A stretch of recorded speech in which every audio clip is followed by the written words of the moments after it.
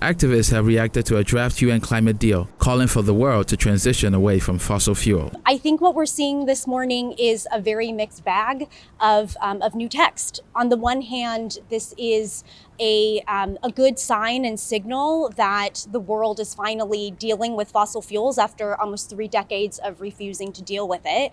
But on the other hand, the new text includes cavernous loopholes that will allow for the oil and gas industry to continue. The irony of this COP is that the fact that Sultan Al Jaber is an oil executive, the fact that we have record number of fossil fuel lobbyists, has actually worked in favor of the global civil society because it has finally dragged fossil fuels onto center stage and forced politicians to deal with it. It's an irony, it's an opportunity for us to have broken through after 30 years of climate talks, the first decision ever that acknowledges fossil fuels. This is not the first year that lobbyists from the fossil fuel industry have come to a COP.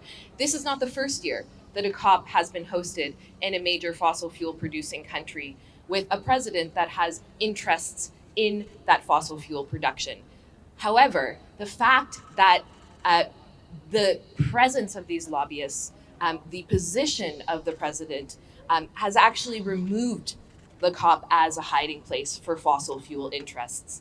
And I think that is significant. Finally, we have the opportunity for a COP outcome that acknowledges the cause of climate change, coal, oil and gas, fossil fuels, and takes some action on addressing the consequences of climate change by adopting the loss and damage fund. The deal was a last-ditch bid to break a deadlock between nations seeking a phase-out from oil, gas and coal and Saudi-led crude producers. Following all-night negotiations, the text proposed by the Emirati presidency of the COP28 summit in Dubai would, if adopted, mark the first time that all fossil fuels are addressed in the 28-year history of international climate conferences.